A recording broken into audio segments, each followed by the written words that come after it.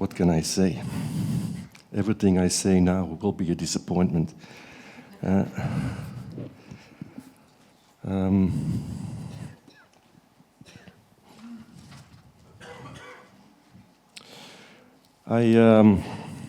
have a lot of slides, and I'm going to skip most of them. But I'm going to try to focus on what I think is most important when we talk about conflict, escalation, and emotions. And I'm not an activist. I'm a family therapist. I try to do my work and to change the world a little bit in my consultation room, where I work with families with serious psychiatric illnesses, so-called psychiatric illnesses. I'm not so comfortable with the medical metaphor, but for me the family is the most important thing, the most important context to think about. And for me, this slide of the Smurfs represents it, in the sense that you can see how the family exists of different Smurfs. They are not the same. They are different in all kinds of respects. And this is for me the challenge when I'm sitting here as a family therapist and I work with this family, and these 4 family members, they are different. And I have to find a way to be useful for them, for each of them. And that's not so easy. That's completely different than in individual therapy.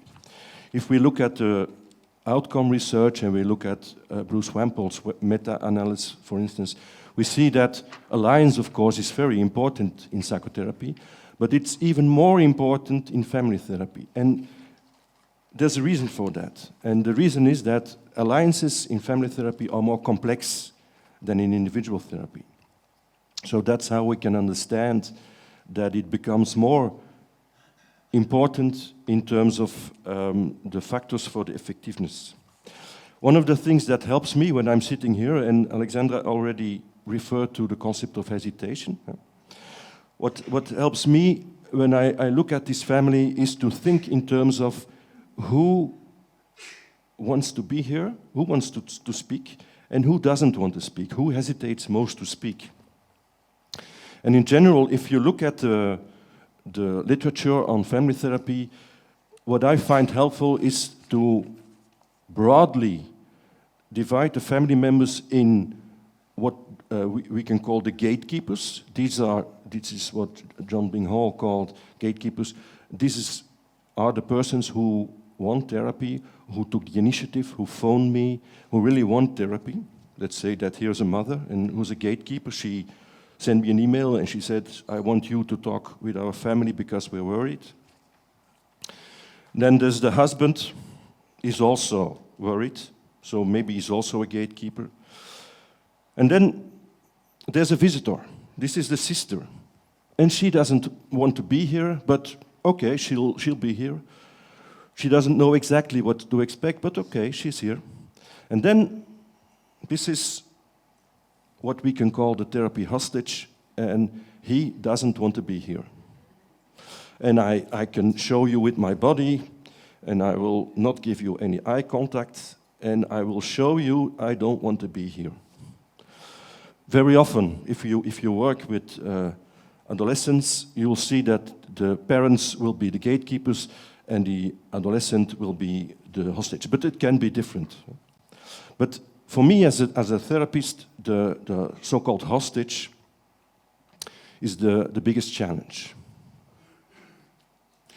I was very impressed with the presentation of Tom and Kai, because I saw in the presentation of Tom and Kai, which was not specifically about family therapy, the same principles. How can we have a dialogue when there's polarization, when there are 2 parents who say, we have to talk about the problems of him, and he says, I don't have a problem. So there is this polarization, and how can I create a dialogical space for this family? And one of the ideas is talk about personal experiences.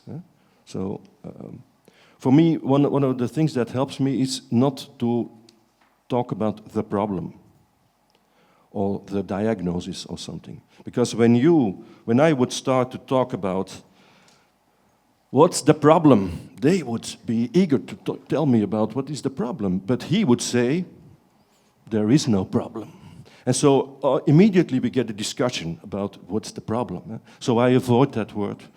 And I ask them, what are you worried about? But I only ask that question about worries after I first said to them, we're going to talk about your worries, but first I want to know from each of you who you are. And then we talk, and I ask them, who are you? And people answer, but he'll answer too. And I said, no, we're not talking about the problem, the worries, whatever. Who are you? What do you like in life? And I focus on the things that he's proud of. Sometimes the adolescent will say, I'm not proud of anything, which is, of course, very difficult for me. And then I got ways to deal with it. I can ask him, if I would ask your mother what you were proud of, what would she say? And so on. And all kinds of ways to deal with these things. Okay, but that's the challenge for me as a family therapist. How can I deal with the differences that are present in the room? And the first step for me is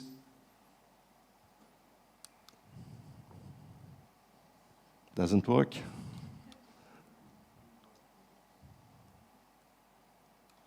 Oh, this one. The first step for me is to make an alliance with each of the family members. So these are the white arrows. That's what I do. And these white arrows, that's what I do by listening to them, by asking them who they are, asking them to talk about their personal experiences and so on. But what really interests me are the blue arrows. This means the connections between them. So if I'm a dialogical therapist, my instrument is my dialogue with them, but my aim is the dialogue between them. And so I aim as a family therapist to optimize the connection between them. And in the beginning, of course, this connection will be full of tension. And they're angry and they're disappointed and so on. And I have to deal with that. And we're going to talk about emotions. We have to deal with that as a family therapist. But the aim is, how can I strengthen the connection between the family members? And as my tool, I have my alliance with each of the family members. So that's the basic ground on which I work. Let's talk about emotions. There are, of course, many different emotions, and there have been a lot of discussions about what exactly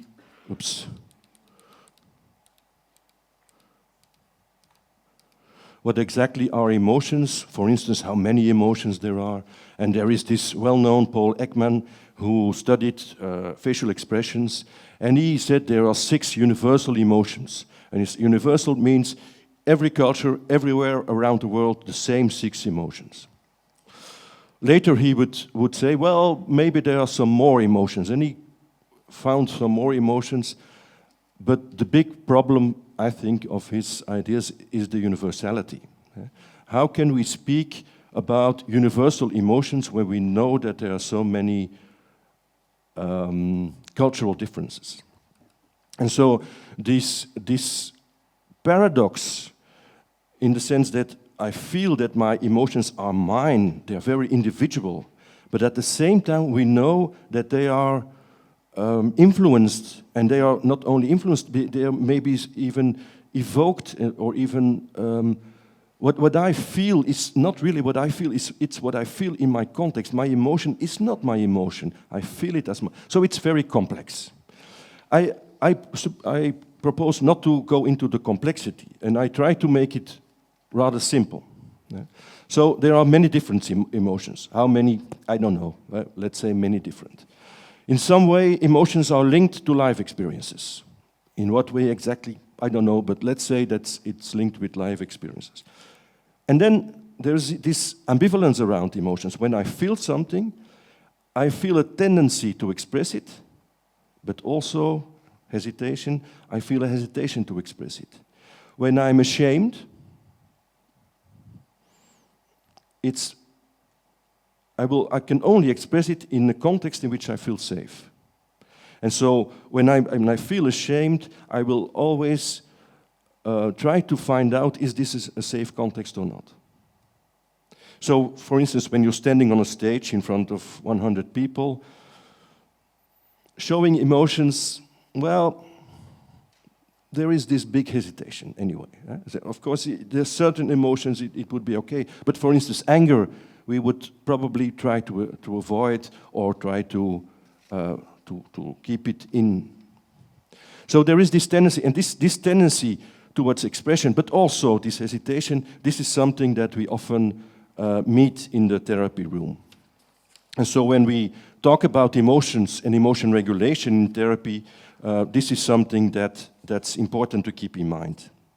If we look at emotion regulation, you have different models. This is a model, and what's interesting about this model is that they say there are 4 stages. And the first stage is some kind of an implicit, but it's not explicit, it's an implicit perception of change. I see a change. For instance, I see a tiger coming into the room. A change in the situation. And immediately, automatically, there is some kind of an appraisal. If this is a tiger, this is dangerous. And there's a physical reaction. But these first 3 stages, they are before I can talk about it, or even I can name what's happening to me. So it happens to me before I can acknowledge it. And it's only in the 4th stage that there's really a subjective expression, an expression in my body, but also maybe in my words. What's emotion regulation? Well, emotion regulation can be a regulation in each of the stages. And some people have tried to define what are the different ways in which we regulate emotions. I'm not going into that, but what's most interesting about it is that when you see, for instance, the work of Gross, one of the major researchers, in fact, he focuses only on emotion strategies for individuals. While, in fact, the most important emotion regulation is co-regulation. It's a regulation we do with others. And it's what we learned from the beginning. It's in the attachment, like Jaco said yesterday, it's between the baby, the infant, and the mother or the father, and what happens there. And that's the start of intersubjectivity and so on, but it's also the start of emotion regulation. I'm hungry, I cry, I cannot say that I'm hungry because I cannot speak yet. I cannot walk to the kitchen and take a sandwich because I can't walk. But I can cry, and my mother sees me crying, and she comes to me, and she tries to understand what my crying means, and she gives me the bottle, and I stop crying, and I eat. And this is the first emotion regulation, co-regulation. We know also from systemic studies that we have complementary processes. Somebody cries, somebody else consoles, but we also have symmetrical processes. Somebody is angry, another one is also angry, and he becomes more angry, and he becomes even more angry, and we get some kind of an escalation. So these are all types of co-regulation of emotion. This is an example of that. Dr. Edward Tronick of Harvard and Children's Hospital's Child Development Unit has devised a way to show how important this social connection is to babies and how much it affects them when the connection with a parent or caregiver is broken. First, Dr. Tronick places 6-month-old Mackenzie and her mother face to face. Hi, can I touch your He asks Mom to talk and play with her daughter the way she normally does. Hi, sweetheart. Obviously, their connection is strong. Yes, there's my baby. The baby is engaged, responsive, clearly emotionally content. Then, Dr. Tronick instructs the mother to disengage by making a still face. She stays there, but doesn't respond to her baby. Mackenzie is confused at first. She's not used to Mom acting like that. Mom turns back but keeps the still face. Mackenzie expects her to re-engage, but when she doesn't, look how the baby reacts. Even at this young age, she tries to entice Mom to interact with her. She reaches out. She smiles. She flails her hands. All strategies for getting Mom's attention. When that doesn't work, she becomes fussy, emotionally agitated.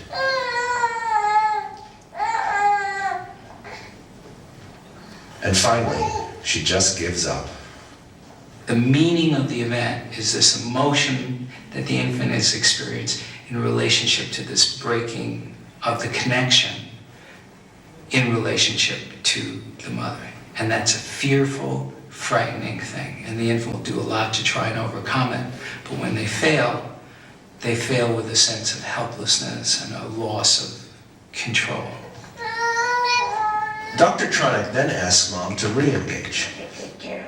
It takes a moment, but soon the world goes back to normal for Mackenzie. This striking dynamic happens not just with parents, but with any close caregiver, and at any age, like with 2-year-old Michael and his mother. Mom puts on the still face, and Michael tries everything he can to re-establish connection.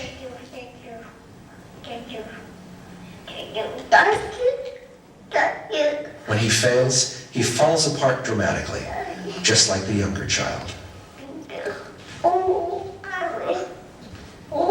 Children also have another reaction. Watch when Quincy's mother disengages. He becomes distraught, then more and more insistent, and even physical. But when Mom re-engages, the connection is re-established. You did it. Oh, yeah, I did it. And Quincy goes back to being his normal, happy self. Want to talk on the phone? Children are resilient, and breaks in close connection happen all the time in everyday life. What are you doing? What usually then takes place in good relationships is this reconnection that we've seen.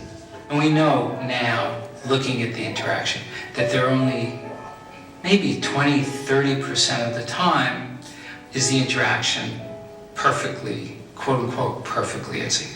The rest of the time is sort of, you're in sync, you're out of sync, you're getting back into sync. And that's really what I think is the key process, which is getting back into synchrony. Dr. Tronick believes that the process of disconnect and reconnect is not only normal, but positive.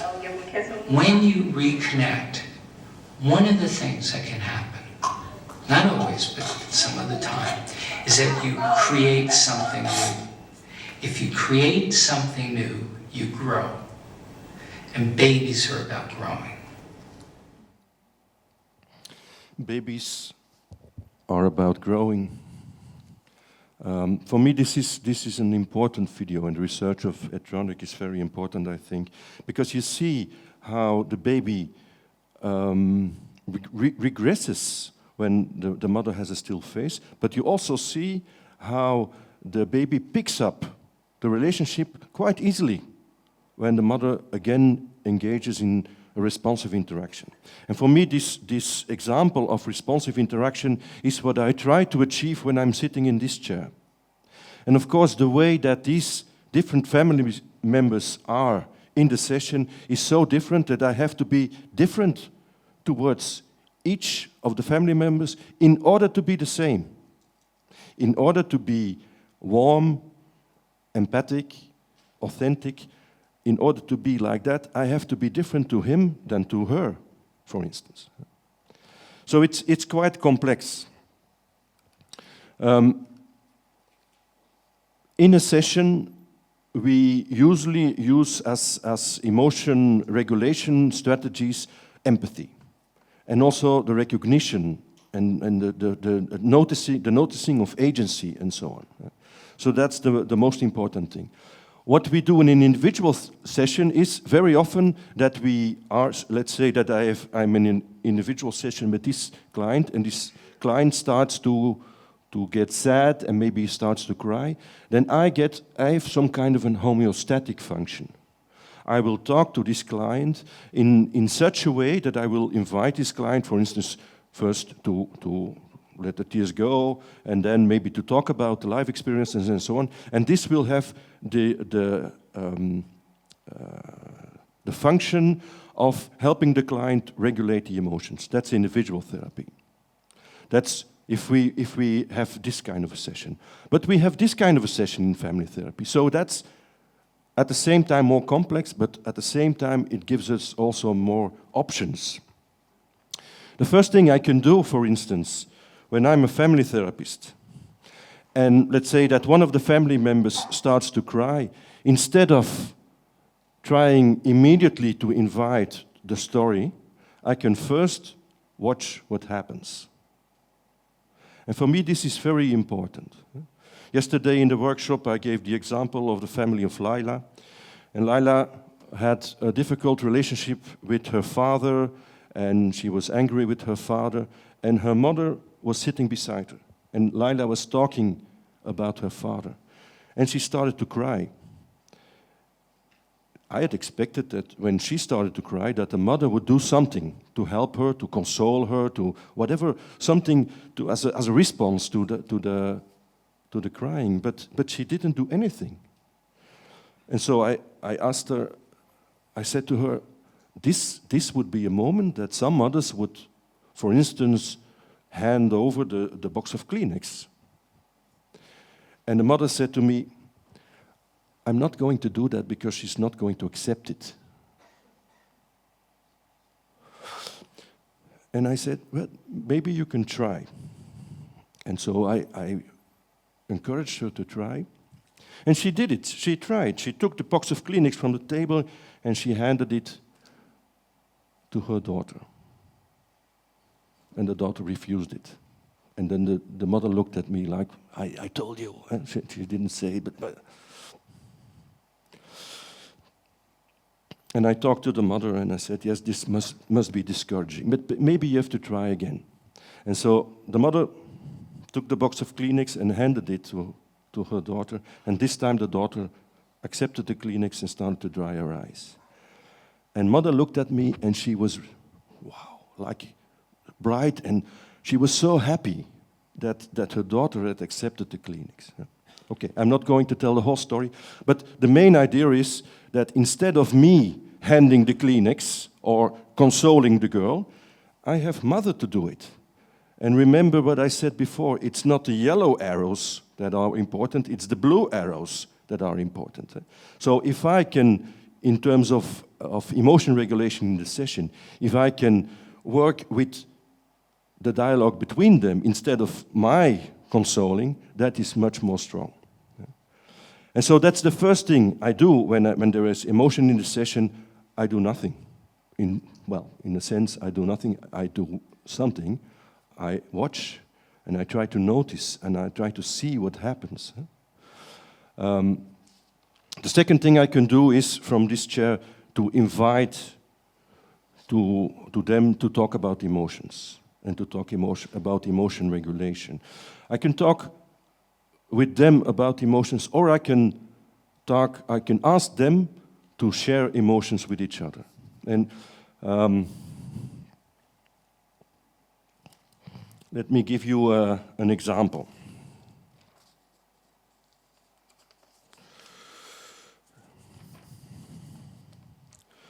I'm messing up my PowerPoint, but okay. Just no,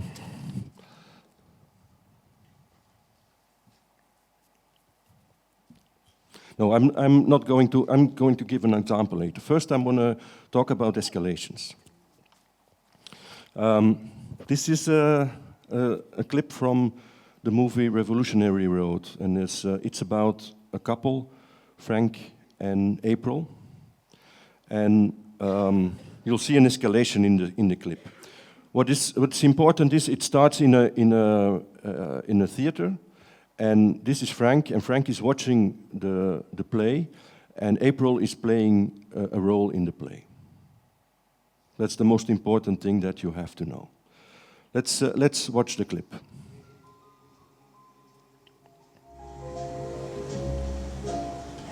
You see, Thank God that's over.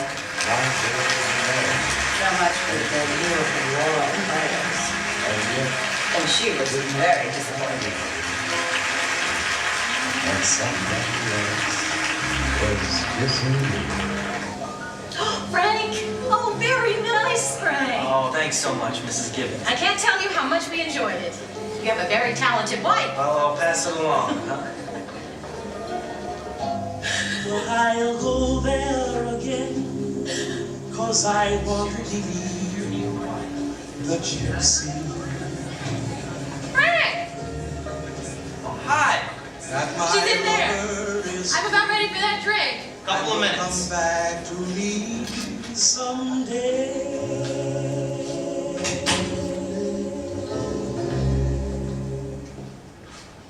April, sweetheart.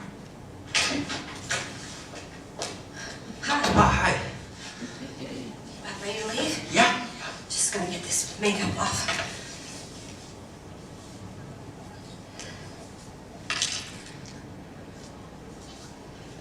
Well, I guess it wasn't a triumph or anything, was it? I guess not. I'll be ready in a minute. Take your time. Listen, will you do me a favor? Millie and Shep wanted us to go out with them after. Will you say we can't? Say it's because of the babysitter or Well, something. the thing is, I already said that we could. I mean, I just saw them when I said that we would. Then would you mind going out again and saying you were mistaken? That should be simple enough. Don't you think that's a little bit rude, April? And I'll tell them myself. Okay, take it easy, all right? I'll tell them.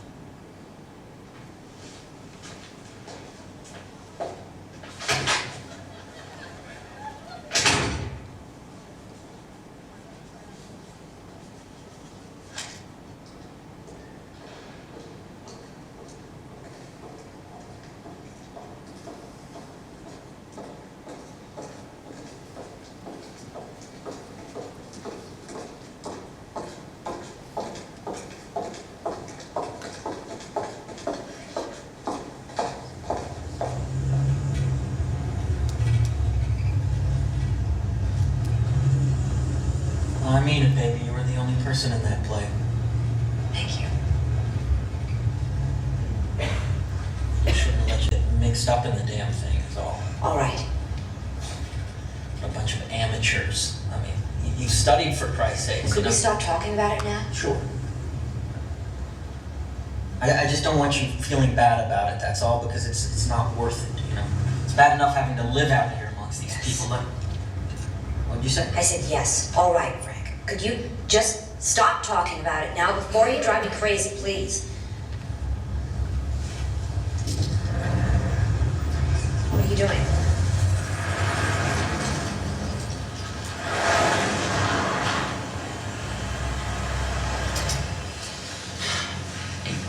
Sweetheart, let's talk about this, okay? Please don't do that. Come on now. Don't touch me. April. Just leave me alone!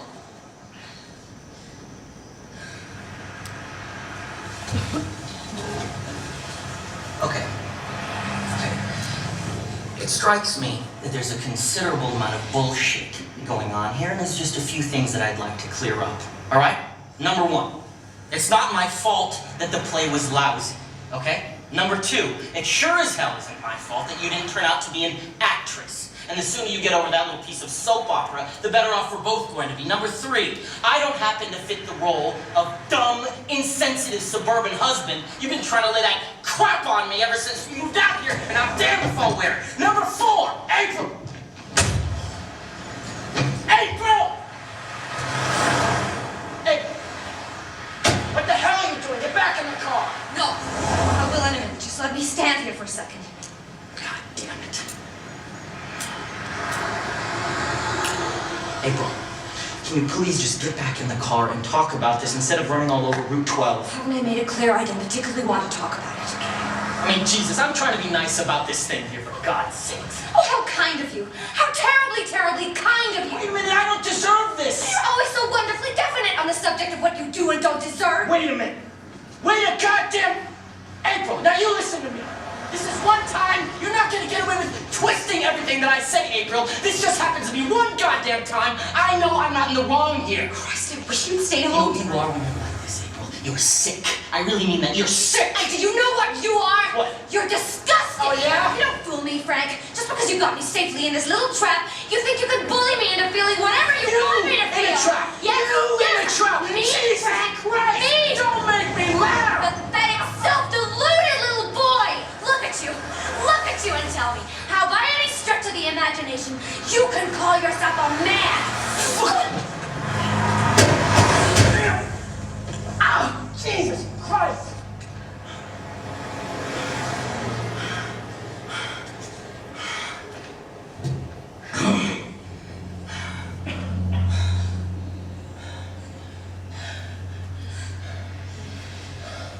Don't look at me like that, April. Could we please go home now?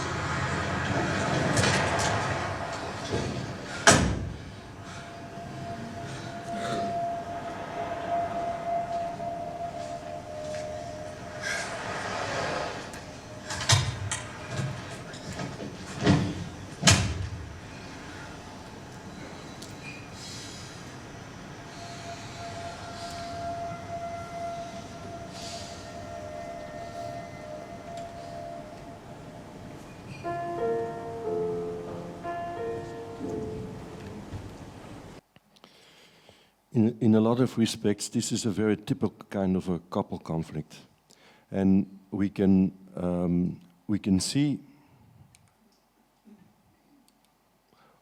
that in a couple conflict there's a certain pattern. There are four stages. There's the inducement, there's the escalation, there's the top, and there's the de-escalation. In this case, when did the conflict start? Well, it's not so clear. Probably if I would ask Frank when it started, he might say it started in the car. While April maybe said it started in the dressing room. So maybe they don't agree.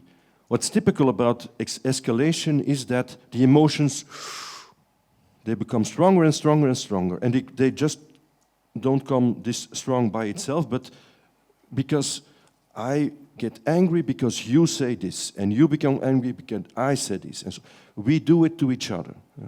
What's also typical in escalation is that we begin with talking about the subject. We have a discussion about the play. But the more we escalate, the more we let go of the subject, and the more we start to talk about the relationship or about you. You are a liar. You don't love me. You, and so on. And so in the escalation, we lose contact with what, in fact, was the subject of what we were discussing, and we start to talk about each other. And also what we do is, I want you to listen, but I will close my ears. And I will insist that you have to listen to me, but I will not listen to you. And you will insist that I have to listen to you, but my ears are closed. So in the escalation, we lose contact with each other. And then there's the top. And the top is when Frank first wanted to hit her, but then he hit the car and he hurt his hand. Very often the top is a moment when something frightful happens in a couple or in a relationship. Frightful can be, I'm going to commit suicide, and I go to my car and I slam the door and I drive away. And so that's the top. Then the emotions can de-escalate. The top can also be that I say, I'm going to tell your mother that you've been unfaithful. And then all of a sudden the emotions, the interaction stops, and the emotions gradually can start to de-escalate. This stage of de-escalation, it's usually, it's a moment when we stop the interaction. Like in the film, they were sitting close to each other in the car, but they didn't talk to each other. De-escalation is also when I go to the park with the dog and you stay at home, something like that. So the de-escalation often is how we, what we need to come to ourselves, and we stop the interaction. What's typical is that the room there is in a couple, for instance, or in another relationship, because it's not only in couples, the room there is for dialogue, it's only when there's no escalation. When there's an escalation, the dialogue disappears. And then, instead of a dialogue, you have wrestling with emotions, wanted to be heard, and so on. So if we as therapists want to work with, for instance, couples in conflict, we have to find ways to keep them under a certain level of emotionality. And when they're higher in the emotions, doesn't make much sense to try to have a dialogue. It's much more sensible for them to relax and to come to themselves.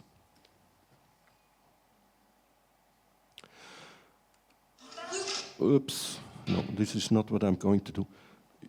Very often we work with families, not only with couples. And in families we can have, let's say, I got this family in mind, let's say a father and a daughter, and the daughter is 16, they have a lot of conflicts, and the sister and the mother, they are the third party. So you don't only have an escalation between two parties, no, there's very often a third party, and a third party can engage in prevention.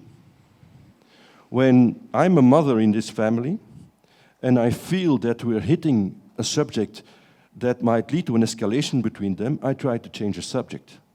And I try to prevent that there will be an escalation. Also, when there is an escalation, I will try to say, hey, calm down, let's talk as grown-ups, and so on. I try to de-escalate, which often doesn't work. Or I can also protect. And I can protect, for instance, my younger son who starts to cry because there's again, or my daughter or whatever, because there's again an escalation. So very often, this is what happens when we talk with families. And the question is, what can we do as therapists to be useful when you have this kind of emotions in the session? It's my clock says that it's time to stop, but I'm going to end with one last clinical example. I was talking with this family in which there was a conflict. There was a boy, 6 years old, and a daughter, 10 years old, and the boy was sent to therapy because he was frightened all the time. And he couldn't sleep, he had nightmares, and he was afraid to go to bed, to his room alone, and so on. He was frightened all the time. And I invited the family, and the father was sitting there, the mother was sitting there, the daughter and the son. And it was very clear from the beginning, before they said anything, I thought there's tension in this family. And then they said, this is the first time in a few months that we are together, mother and father, that we are together in the room. We have been separated, we have separated a few months ago. And so we start to talk, and I ask them what are they worried about, and they say, well, we're worried about our son, 6 years old. He's so frightened. And then father says, of course he's frightened. My wife treats him like an infant, and she's so protective. He never learned how to man up. The wife answers,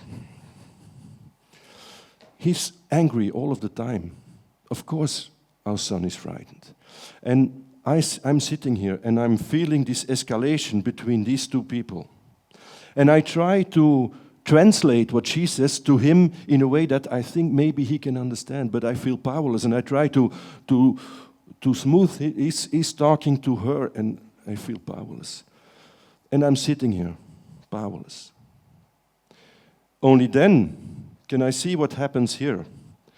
And I see the two chairs of the two children are closer together. I was so wrapped up in the escalation between these two that I hadn't seen it at first. But then I saw they were closer together. And I asked the parents, is it okay if I first talk to the children now?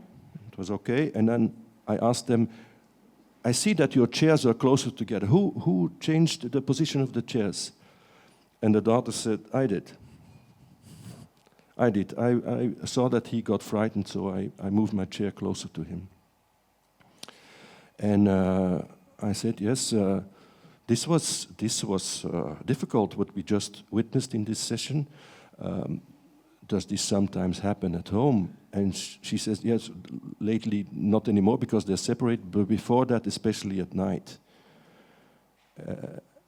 I said, at night? Yes, when we are in our bed, they have the big conflicts, and then I go to his room and I go I join him in his bed. And for me, this was, I felt that this was an attempt of the parents to protect their children.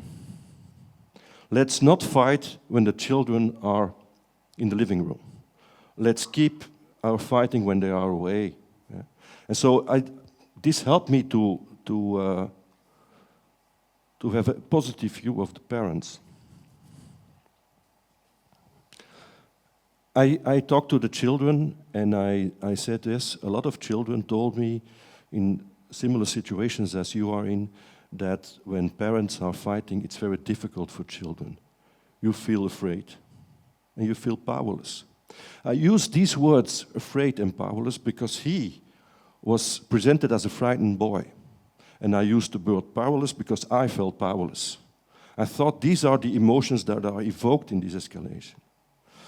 And the two children said, yes, this is what we feel. And then mother said, maybe next time it would be better if we talk with you without the children present. Would that be okay? And I asked the children, would that be okay? And they said, yes, that would be okay. And so the next time we talked with the parents, and I tried to help them to protect their children and to keep them in mind. I learned a lot from Justine, no kids in the middle.